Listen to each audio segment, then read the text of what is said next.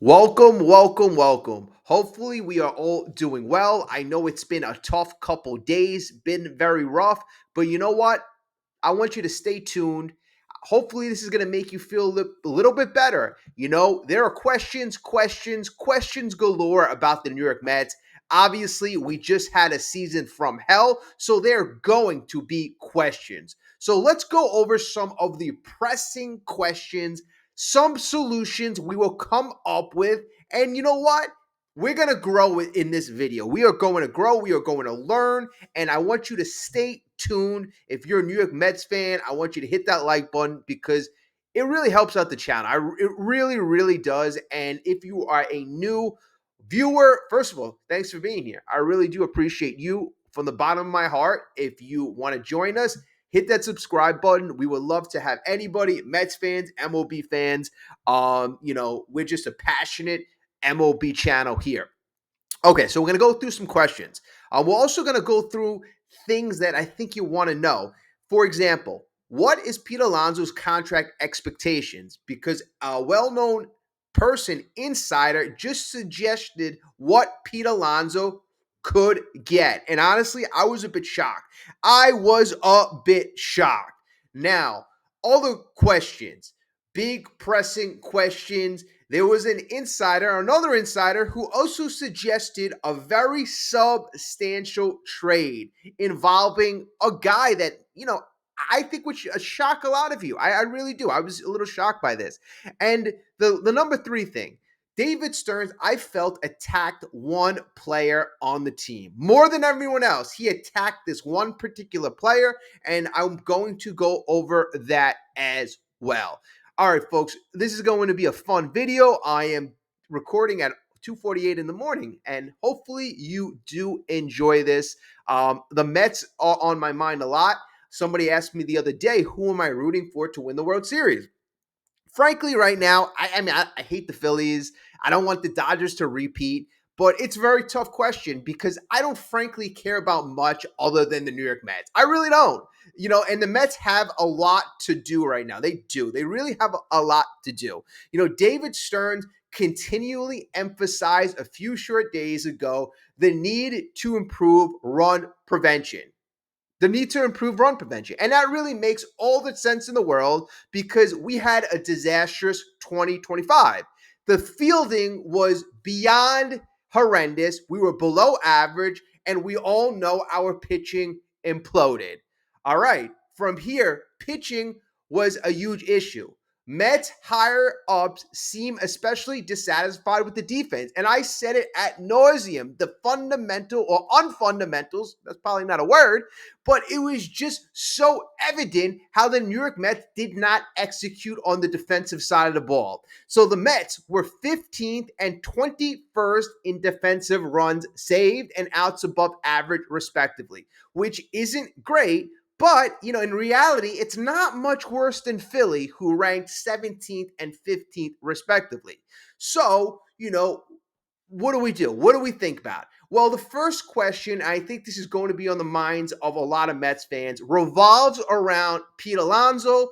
Is Pete Alonso coming back? Now, inside the New York Mets, I think there is going to be a bit of a tug of war, a bit of a debate, multiple sides. Some people will be in, let's just say, Steve Cohen. He's got a close personal relationship with Pete Alonso. He may be on, hey, bring him back. And then Stearns may be against it. Hey, we got to get younger. We got to get faster. We got to get quicker. So there may be a tug of war between two sides. So that is going to be issue. That is going to be the issue. But one Mets official predicted this. They said, in quotations, I think someone else will snatch Alonso. That is the belief inside the organization, according to this one internal person. Of course, they remain unnamed, but it just goes to show you some of the inner thinking, and rightfully so.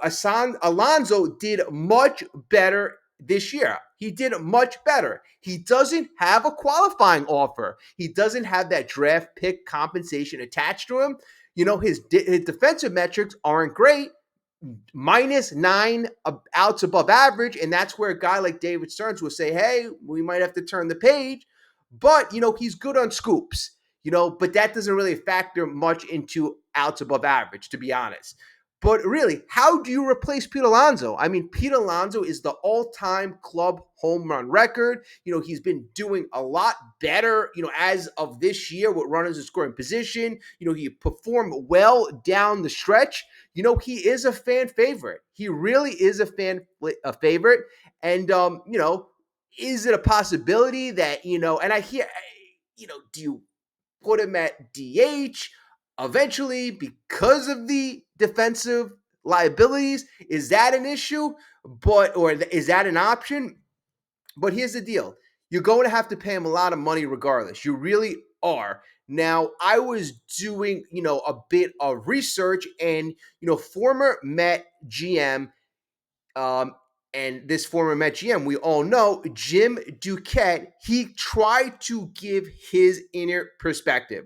So he goes, re-signing Pete Alonso to a long-term contract is not out of the question for the Mets. So he believes the New York Mets are still really, really good candidates. Owner Steve Cohen does not hesitate to give meaningful contracts to star players. We've seen it. We've really seen it.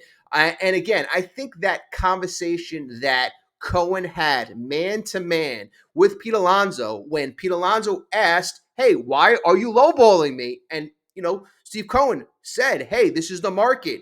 You're 30 years old. You're coming off a down season. You have the draft pick compensation. Go out there, have a great year, and we will talk. And I think Steve Cohen, man-to-man, and I think he appreciates the fact that Pete Alonso was determined, put in the work, and that he's a fan favorite. He's been here, obviously, a very long time right now. I think Steve Cohen, if it's a respectable number, will get there.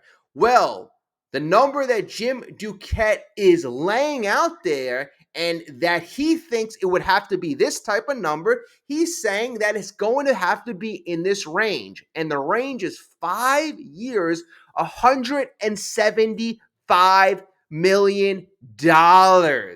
So that is where Duquette thinks that Alonso will land. That's where he thinks the contract will land. And just so you know, that equates to, I just want to get the exact number. Okay, $35 million a year. That is a heck of a lot of money. That is a heck of a lot of money. Alonso will be 31 years old, or almost 30, or a little over 31 at the beginning of next season. So that means you would sign him for his 31, 32, 33, 34, and age 35 season. So, do you have the stomach to sign a guy who already has shown a decline on the defensive side, who had that down year last year? But, to be fair, this year he has, really picked up on a great note offensively.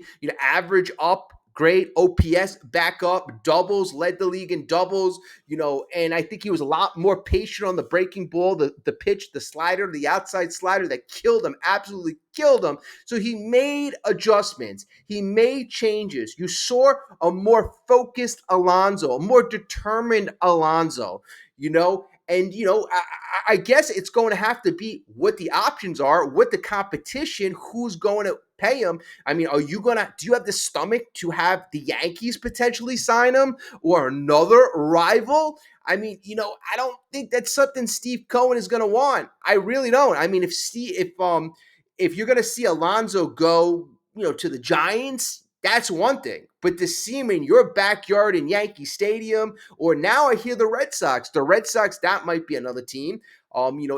Alonso's wife is from the area, so that might be another viable team. That's an up-and-coming team. They got Garrett Crochet last year. They have a lot of nice young chips on that team. Hey, they may need the perfect addition, could be a guy like Pete Alonso. So, okay, so the Mets obviously are going to have competition. So let me know what you would do. Would you pay Alonso that type of money? Would you pay him that type of money? And even so, if you don't want to pay him, for 5 years, would you pay him at that $35 million clip? Because if the competition is truly there, and I do think it makes sense when you eliminate the compensation pick, when you see that Alonso proved all his doubters wrong, he had that bounce back year. I really do think you're going to have the demand, and when you have the demand, we all know the price goes up. All right, so that's going to be the number one question. Now, more questions, and we're going to talk about free agents. We're going to have videos about specific free agents. I'm not getting into a lot of free agents at this particular moment because I am still in recovery mode. I am still in fact-finding mode. Like, what did we do wrong? But still, let's ask this question. Could they sign Kyle Tucker? Could they sign Kyle Tucker, the top free agent? Is very good defensively. But again, he's one of those guys that's going to probably command $400 million plus. He's a left-handed hitter, and that would also probably make you move Juan Soto to left field, which might necessitate a trade of Brandon Nimmo. Hard to imagine who's serious about improving his defense agreeing to DH in year two. I mean, Soto DHing in year two. I don't see it. So, but trading Nimmo, that is, whether you sign a guy like Kyle Tucker or not, trading Nimmo or doing whatever you got to do with Nimmo is an interesting thing to ponder about. It really is. Would they trade Nimmo? He had a very productive year on the offensive side, and he's obviously a very beloved New York Met. But his defense was only average, -1 outs above average, and his arm, we all know, was a noodle. Now, although his metrics are pretty okay, his defensive metrics are pretty okay on paper, the eye test, especially the last 4 weeks, really showed that Nimmo, you're going to have to make a change, and you're going to have to make a change soon. Now, who can they also put in the outfield? One of the guys I wanted to bring in last year, Cody Bellinger. He was +7 outs above average, and he looks like a perfect positional fit since he's a good center fielder. He could play first base. Again, he's a lefty, but he's a guy that could definitely. He's very dynamic. I mean, he's like a 5-tool player. He's he plays multi positions, so he's good on that aspect as well. But offensively, he is a dynamic player. Then you have other options too. You have Trent Grisham. You have Harrison Bader. He was +6 outs above average with Harrison Bader signed with the Mets. Probably if they give him, the most money. But the Mets made little effort to obviously acquire him before the deadline. Now, you got other options. Is Jet Williams, is he going to be ready for 2026? Is Carson Bench going to be ready for 2026? I got to imagine that Jet Williams would be ahead of him on the ready scale. But, that's going to be an interesting story throughout spring training. Now, other questions. Jeff McNeil comes to mind. Is he tradable?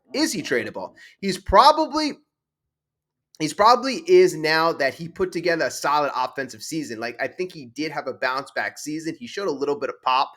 He showed extra versatility as well by playing center field. He had a +2 outs above average and only has 1 year remaining on his contract. So it's not like you're going to have big attachment if you get McNeil. You don't have to worry about him aging that much. It's only going to be a 1-year deal. It's $17.5 million of a contract. So it is a pretty decent amount for Jeff McNeil. It really is. So one club official agreed more range at second would help. So this one club official said that moving away from Jeff McNeil is going to be beneficial. Luis Angel Acuna is a defensive whiz, but does he hit enough? Williams is another option. Again, that's Jet Williams we're talking about. And I think a guy like Jet Williams would be the perfect mix, a guy who could play have much better range, and a guy who has that on-base potential and who has more dynamic abilities on the offensive end. Acuna's nice, only defense. McNeil, he's aging just like anybody else. And I just really don't think he's got that much of a trade value. I really don't. Okay. Now here's the controversial question. I always said this. New York Mets, wanted to build up the middle. That's why they got Lindor. That's why they got Beltran, years ago. That's why they're trying, year after year. They've always tried to draft a center fielder. Kelenic, Pete Armstrong, although they traded those guys. Center field has always been a very important position defensively. It's be great if you have an offensive guy out there, but building up the middle is important. Now, that being said, the catcher is always been a very important position. And now we thought with Francisco Alvarez that was going to be our guy for the next 10 plus years. Now, we know we're going to see some pretty, I would say, you got to imagine that we're going to see some pretty aggressive moves, right? And how committed are they to Francisco Alvarez? You really got to think. You really got to think. He is a very young guy. He's very young. He's still 23. He's still got all the potential in the world. That August, that 3-week or 2-week stretch in August showed how special this kid could be. The Mets, still having Luis Torrens. I'm not saying that's the answer. Luis Torrens, although, one of my favorite players, profiles much better as a backup. But, could the Mets deal Francisco Alvarez for something, maybe pitching, sign JT Realmuto? Could the Mets really think out of the box and kind of like blow our minds? I'm a big fan of Francisco Alvarez, but the Mets really need to be creative. I'll give you an example right now. And this is the thing that really, really kills me.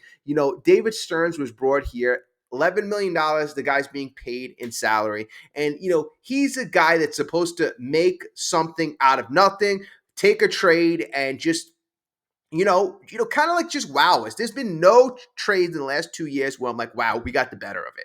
There's really not one trade. Even like a good trade a couple years ago is when we traded for Chris Bassett, and we gave up. I've got the pitching prospect, but didn't do much, didn't do anything, I think. And I'm like, that's a good solid trade. Nothing, outstanding, amazing. We didn't get a PCA, a Pete Armstrong. We didn't get a cornerstone piece, but we got a very nice pitcher, a very nice pitcher. In fact, I wouldn't mind, like, we're looking for veterans at the back end of the rotation that can eat up innings that I know can play in New York. I wouldn't mind seeing Chris Bassett re-signing with the Mets. That being said. All right, but also, so the Mets haven't really been doing good with trades. The Mets lost a big opportunity last year trading for a guy like Garrett Crochet. Now, you heard from John Heyman, and, he kind of rehashed that trade. I mean, this has been, we've heard about this since the Mets didn't make the trade. Jet Williams was part of the package. Brandon Sproat was part of the package, and, a couple other guys. Well, here's the deal. David Stearns has to make it work, right? Okay, you knew the White Sox were into Sproat. You knew they were into Sproat. You knew they were into Jet Williams. They wanted an infielder. You also knew they were into Mark Vientos. Now, here's something that David Stearns could have got a bit creative with. Mark Vientos was coming off a breakout rookie season. Everybody, of course, was in love with him. I was in love with him. But again, David Stearns has to have the foresight. David Stearns knew that he was a defensive liability. You could have capitalized on Mark Vientos' all-time, market high, packaged him with a Brandon Sproat and maybe one other prospect, maybe one of the prospects that you traded away for, the Giants, Tyler Rogers. Maybe you could have gave up, Blade Tidwell or Drew Gilbert. Maybe one of the 10 guys that you just wasted trading away at the deadline. How about one of those guys? I'm pretty sure, those guys lost value as the year went on, but Drew Gilbert had some value. Blade Tidwell had some value. Now, if you would have attached them, with a Brandon Sproat, a Mark Vientos, and had a bit of foresight, I think you could have pulled off a trade for a Garrett Crochet. Now, I'm not advocating trading away at Jet Williams, but I think if you made that package viable, Mark Vientos, here's this: Mark Vientos, Brandon Sproat, and Brandon Sproat is 2 years younger than Garrett Crochet. So, and obviously Garrett Crochet, we know, is a Cy Young Award candidate. So, you're not really trading too much there. You're just basically upgrading. I think Brandon Sproat, if he gets to, number 3, that'd be great. And number 2, that'd be amazing. But I don't think he's going to get to an ace level. Ace level is what Garrett Crochet is. Ace level is what we need. That would have been phenomenal. And he signed a pretty reasonable contract. So you give up Brandon Sproat, you give up a Mark Vientos, and maybe a Blake Tidwell, maybe a Drew Gilbert. That gets the deal done. And at the time, everybody would probably have been losing their mind. But a year later, all right, Vientos is very inconsistent. Brandon Sproat, okay, he looks decent, but not as good a Crochet. Tidwell's junk and Gilbert is junk. But that could have been a very impressive trade. Sometimes you got to take risk. It seems like this guy, David Stearns, doesn't have the stomach for risk. He doesn't have the stomach to project the future. You got to have foresight. And this guy, I think he's lacking a lot of characteristics you need to be a great GM. You need to be a great president. Okay. All right. So those are some questions. If you haven't got a chance to like the video, again, it's a late night video. I apologize. I like to do content when I can't sleep. I don't know what it is. I probably should do content in the middle of the day when I'm more awake, but it is what it is. All right. So let's get to part 2. And part 2 of the video is talking about which insider predicted us trading an all-star, but I want to get to this first. David Stearns, I think, was very hard on this one particular player. I want to get the exact quotes.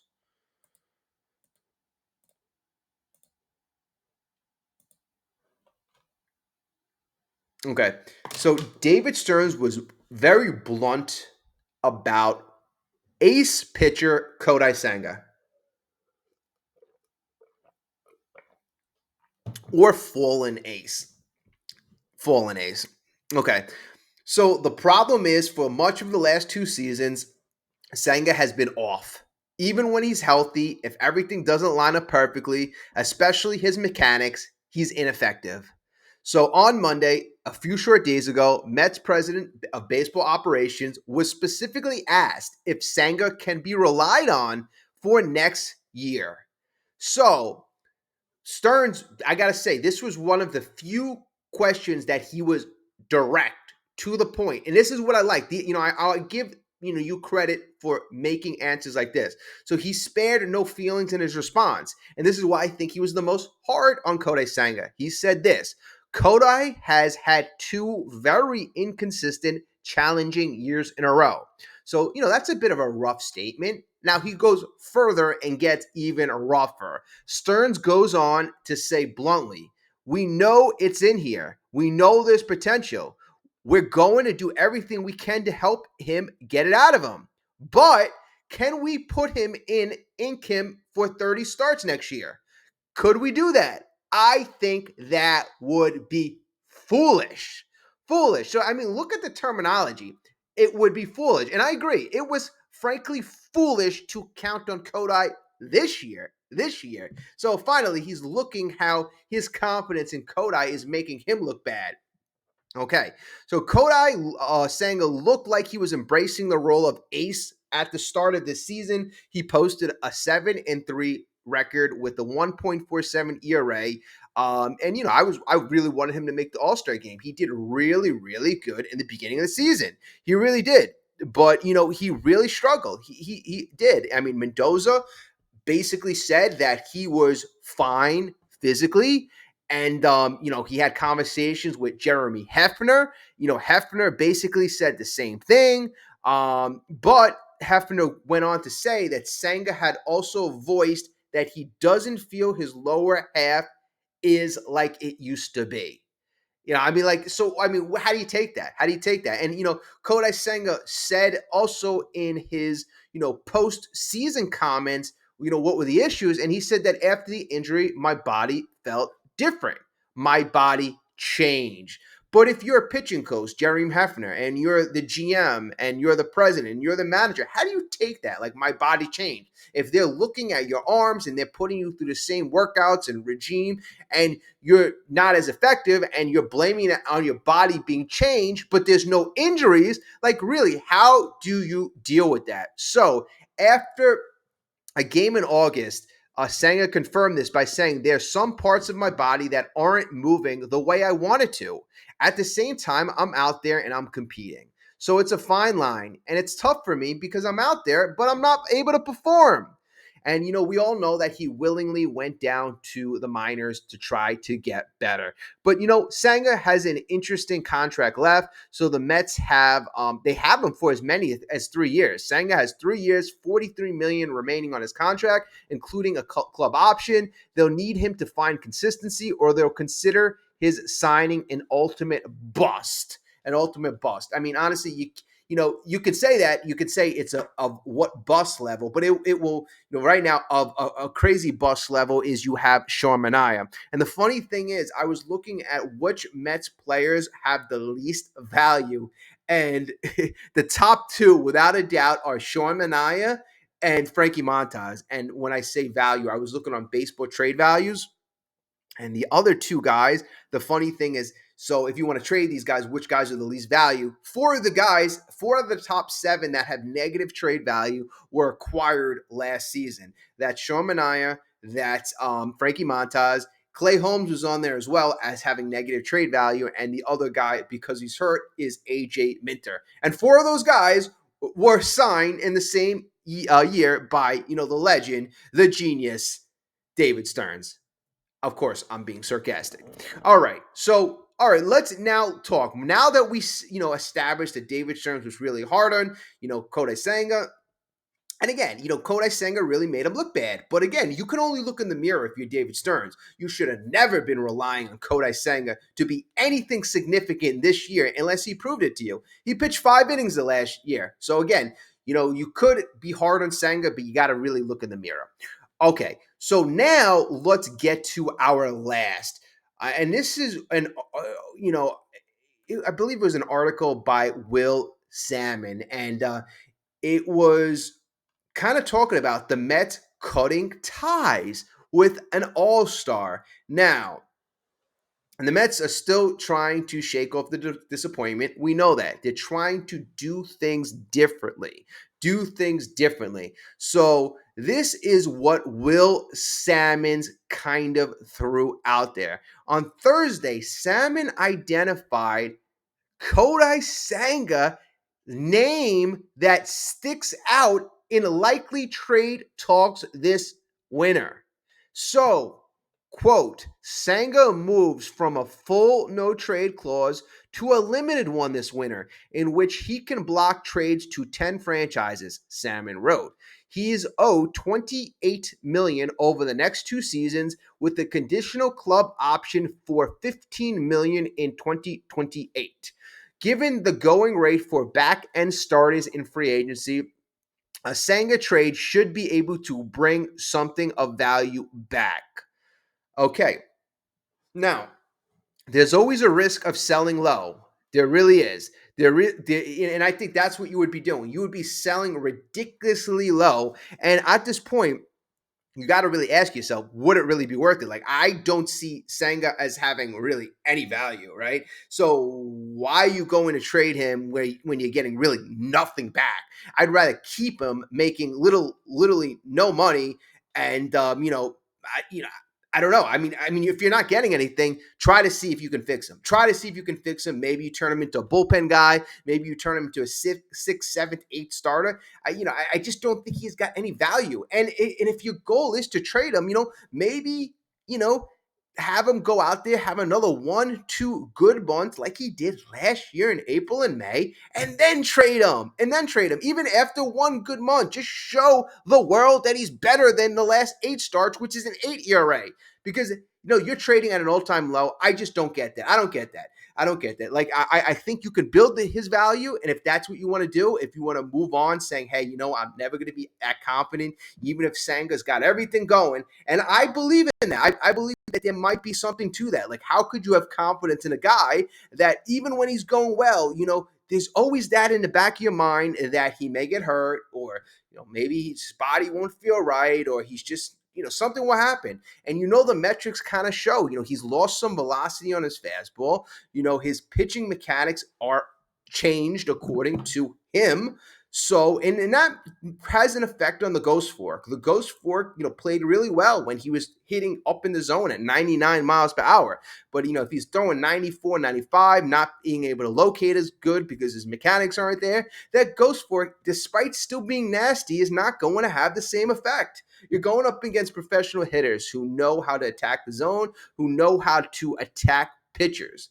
So, that's thought there. Would you consider trading Senga, or would you want to, even if you want to trade him, would you want to build his value first? All right, folks. So we went through a bit of a lot of topics. The topics, throughout the next couple of days, again, we're going to talk about players at nauseum. Again, last year, my top three players were Crochet, were Bellinger, and were Juan Soto. Those were the three guys that I wanted. When Garrett Crochet was traded to the Red Sox, that was a big shot. That really was a big shot, because I was like, where are we going to get our ace? Where are we going to get our ace? Are we going to trade for Dylan Cease? We're going to trade for Michael King. Last year was Corbin Burns an option. I know David Stearns doesn't like to pay a lot of these top guys. But that's another thing. That is another thing. Let me see if I have it here. Like, even if, maybe we might do this another video, like, all the top contracts last year, like Juan Soto, Max Fried, Corbin Burns, Santander, we'll look at the top 10, top 11 contracts, and we'll decide, were those contracts worth the value that were paid? Because, a lot of those contracts, when I looked at them really briefly, I saw like 70% of the contracts, in my opinion, I'm like, hey, I wouldn't do it. I wouldn't do it if today I had to redo things. So again, if you're going to give out a lot of money, even look at the Mets. Look at the Mets. I mean, Juan Soto, he had a great year, but is he worth $800 million? I don't think so. Sean Manaea, that's a no-brainer. Would you give that money out? No. I mean, like, would you give him $2 million? That was like the dumbest contract of the year. Dumbest contract of the year. I think it was the seventh highest value. I get so frustrated. Frankie Montas, would you do that? No. I mean, so if you look at our situation alone, the way we allocated money was just abysmal. It was embarrassing. So that's why, this year I'm like, we have to take a step back. We have to look at the way we did things. And again, doing things the same way, I feel, will make us be in a similar position as last year. And then, one more thing. The pitching lab, I just want to address this. The pitching lab was supposed to, let's say you made a trade for a middling reliever, you put them in the pitching lab, and maybe, they're now, if a middling, now they're very good, serviceable reliever, like a Phil Maton. You upgraded him. You upgraded Sean Manaea in year one. You upgraded Luis Severino. You upgraded Jose Quintana. You upgraded David Peterson. So everybody got upgraded in year one. The running joke, this year, in year two, everybody got downgraded. The pitching lab did the opposite. Instead of upgrading your pitching talent, it regressed it. It downgraded it. I mean, Sean Manaea, you put him with your pitching lab, the analytics, boop, down. David Peterson, boop, down. And then even like the trade guys, I mean, that is even more telling and embarrassing. Ryan Helsley, hey, let's put you in the pitching lab. Let's give you the same type of analytics, this and that. Boop, down. Gregory Soto, hey, boop, down. I mean, everybody. Tyler Rogers, 1 point something ERA. Hey, come to the Mets. Oh, now he's not as unhittable. So the New York Mets literally had very big problems with the pitching lab, and none more so telling than the amount of pitchers that they went through. They set an MLB record. If they were doing and they were maximizing talent from every pitcher, they wouldn't need to use every pitcher and their mother and their offspring's whatever. I mean, you know what I mean. They used a ridiculous amount of pitchers. So again, I think evaluating what the pitching lab was supposed to do, the dynamics that go into the pitching lab, because in 2025, that was a major bust as well. All right, folks. Again, let me know what you think. I loved all the comments in the last video. The last couple of videos, you all have been great. So again, leave those comments. I will speak to everybody soon. Have a great day, folks. Thank you. Thank you.